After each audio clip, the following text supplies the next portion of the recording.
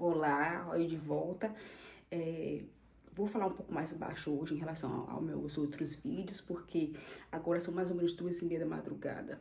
Sim, eu escolhi fazer um vídeo de madrugada, porque era o horário disponível que eu tinha assim, na minha agenda para garantir que os vídeos continuassem indo pro YouTube. Senão eu não faço vídeo nunca gravo, fico enrolando e nunca faço. Como eu já deixei claro no outro vídeo de apresentação, mas passando aqui rapidamente, me chamo Emanuela, tenho 38 anos, tenho formação em História, graduação em História pela Federal da Bahia, tenho mestrado em Políticas Públicas e Direitos Humanos pela Federal do Rio de Janeiro, a UFRJ, ali no campus da Praia Vermelha, e depois do mestrado migrei um pouco para a área mais artística, assim, vamos dizer, então estudei roteiro, estudei cinema e fiz uma pós-graduação de dramaturgia pelo CLL, né, em São Paulo. E tomei um pouco entre literatura e roteiro. Eu estou um pouco navegando entre essas duas áreas. Para dizer bem a verdade, o roteiro para mim é muito mais fácil, é muito mais minha praia. Eu consigo fazer isso com muita facilidade. Uma vez que eu aprendo a técnica, seja ela qual for, eu consigo fluir com muita rapidez, faço qualquer texto com muita rapidez, e o que não me falta são ideias para criar histórias, para roteiro, para série, sobretudo série. Inclusive eu tenho um curso de especialização focado em séries. Mas apesar de ter muito mais facilidade com a área do roteiro, eu tô investindo muito a minha carreira na literatura, porque na literatura a gente consegue ser a gente mesmo. Na literatura eu posso escrever qualquer coisa, entre muitas aspas, mas sem ter na literatura a gente é um artista, e a gente se entende como artista, a gente se coloca no mundo como um artista. No roteiro, o roteiro ainda é a nossa arte, mas ela é muito mais mercadológica, né? Então, assim, existe uma indústria por trás, mesmo que no Brasil não exista uma indústria, existe uma indústria internacional por trás que norteia ali, né, os parâmetros para se considerar o que é um bom ou não filme. E outra coisa importantíssima é que na área do audiovisual, tudo é feito em coletivo. Mas por que eu tô falando disso? Um pouco da minha carreira e desses meus talentos artísticos e dos meus interesses artísticos. Porque tem uma coisa no superdotado, e aí, quem não sabe, eu posso explicar um pouco o que é superdotado, porque na verdade no outro vídeo eu não expliquei, mas quem quiser ver um pouco do outro vídeo, eu falo um pouco sobre superdotação. O superdotado, ele tem muitas habilidades. A verdade é que existe uma grande discussão sobre se o termo correto é superdotação ou o termo correto seria altas habilidades. E, na verdade, quem é da área concorda que altas habilidades é uma coisa e superdotação é outra. Mas, politicamente falando, as pessoas que não são superdotadas, elas se sentem um pouco confrontadas com a ideia que existe alguém que tem um superpoder de ser mais inteligente que elas. E isso deixa realmente as pessoas um pouco desconfortáveis, e eu acho que é por isso é minha opinião de quem está começando nessa jornada agora, que descobriu agora.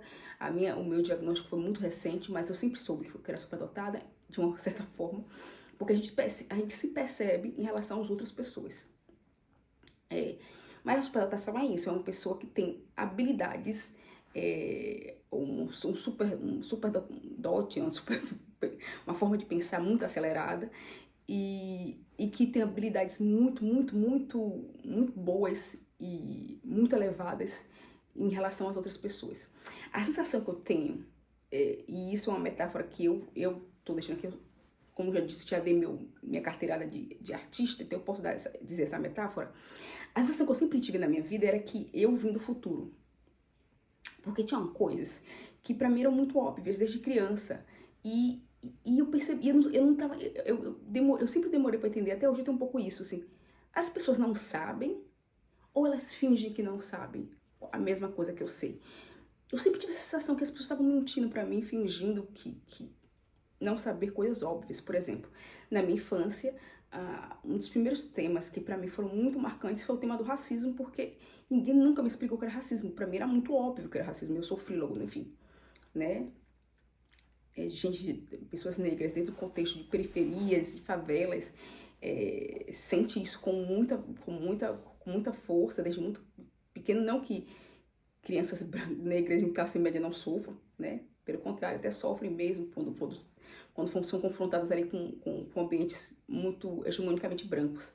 Mas pra mim o racismo era tão descancarado, assim, e eu ficava assim, essa pessoa tá fingindo que não sabe que isso é racismo? Porque esse comportamento dela é racismo.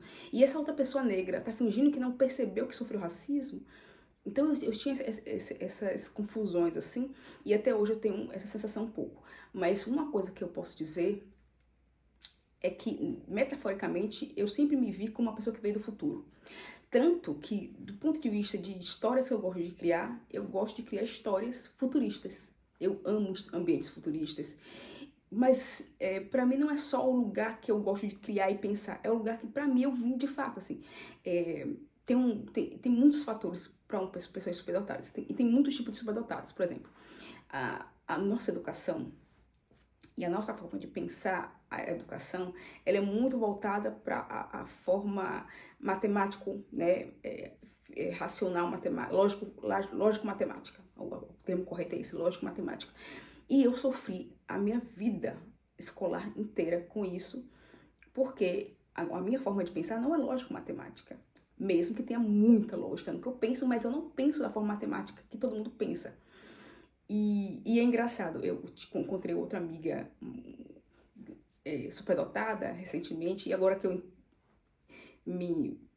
agora que eu tenho a confirmação que eu sou superdotada, é engraçado porque agora o universo tá conspirando para eu encontrar outras pessoas superdotadas no meu caminho.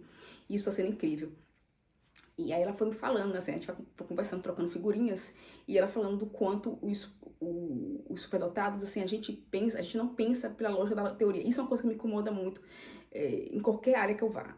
Desde quando eu fiz faculdade de História, desde quando eu estudei Direitos Humanos no mestrado, desde quando eu tive a estudar roteiro, técnicas de roteiro, eu fico muito incomodada com as pessoas que elas precisam encaixar a teoria, elas precisam da teoria. E eu falei, você não precisa da teoria, cara. A teoria é importantíssima, ninguém tá negando a teoria, a importância da teoria. Mas a gente aprende por outras formas. Eu não sei os termos agora. A minha amiga me falou, ela estudou muito sobre isso, então eu fiquei só ouvindo e me identificando com o que ela dizia. Mas, de fato, eu entendo, eu sei escrever roteiro de romance, de ação, de coisa. Talvez não saiba escrever de terror, porque não é o gênero que eu consumo.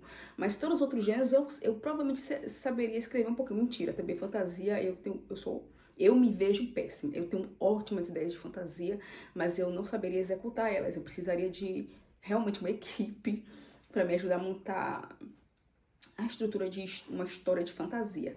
Mas outras histórias, pra mim é muito. Faço com muita facilidade porque, cara, eu passei a vida inteira assistindo filmes e séries dessas áreas de romance, de ação, de ficção, sei lá, alguma coisa futurista, alguma coisa. Distopias. Então, que não deixa de ser uma fantasia de certa maneira. Então você escrever fantasia, depende. Mas o que eu tô dizendo é que eu aprendi pela lógica. Eu aprendi por osmose. Vendo uma, duas, três vezes, eu já sabia fazer. Pra mim, quando eu penso uma história, eu já venho ela com toda a clareza da estrutura. O início, claro, eu posso adaptar, pensar na minutagem, pensar na estrutura que os roteiristas pensam. E que eu acho importantíssimo, não tô negando a importância da teoria. Mas o quanto as outras pessoas todas são muito reféns da teoria para depois ir para a prática. E a gente é o contrário, a gente vê a prática, a gente vê o mundo como ele é e depois a gente vai entender a teoria. Eu sabia de racismo, mas eu não entendia nada de teoria de racismo, não precisava. Depois, quando eu virei adulta, e esse era um tema que me consumia por dentro, eu fui buscar estudar teoria sobre racismo porque eu precisava de forma academicamente mesmo, precisava até mesmo para me defender, para me colocar numa discussão com outras pessoas. Então eu precisava da teoria para isso, e precisava de ler e ouvir outras perspectivas. Mas para mim era tudo muito óbvio, muito claro, e para mim era uma idiotice as pessoas não perceberem o óbvio que tá bem na cara delas. E muitas coisas que acontecem comigo, isso é engraçado, muitas coisas que acontecem comigo, elas são assim, eu penso eu tô aqui agora. E na minha cabeça eu sei exatamente, não tudo, mas alguns pontos fundamentais de avanço da nossa sociedade para daqui a 10 anos. Claro, isso não precisa ser um especialista, um superdotado para saber disso, e os especialistas e outras pessoas sabem fazer isso também, a gente consegue analisar, olha, isso aqui, na projeção que isso aqui pode acontecer isso. Mas para mim é tão óbvio, assim, umas projeções assim, eu falo, cara, isso é tão óbvio que daqui a tantos anos a humanidade vai fazer isso, esse passo. Mas ao longo da minha vida, isso foi acontecendo na prática. Eu sei disso hoje porque na prática isso aconteceu. Né? Coisas que eu discutia há 10 anos atrás e hoje para mim não faz o menor sentido, não faz a menor diferença. Está acontecendo, enfim. Agora as pessoas estão se abrindo para temas que para mim eu já superei eles há 10 anos atrás. Mas todas essas questões estão todos dentro da discussão sobre superdotação e altas habilidades. E minha intenção aqui não é necessariamente discutir superdotação e altas habilidades, mesmo que esse é um tema que eu vou discutir, assim, dando exemplos, fazendo falas, né, contando um pouco da minha história ou da minha trajetória. Mas o que eu quero, o que me interessa aqui é como essa questão da superdotação, ela afetou e provavelmente afeta muitas mulheres negras, mas não só mulheres negras, pessoas pretas de uma forma geral, pessoas étnicas de uma forma geral, pessoas indígenas, pessoas com diversos tipos de deficiências ou eficiências de forma geral. E aqui eu tô de vermelho porque o tema que eu queria mesmo discutir hoje era como a falciforme, ela afetou diretamente a minha superdotação e a minha superdotação afetou diretamente a minha falciforme. E como eu consegui conviver nesse corpo com essas duas características que não necessariamente uma é de um lado, outra é de outro, mas como uma, de certa maneira, prejudicou a outra, né? Então vamos por passos.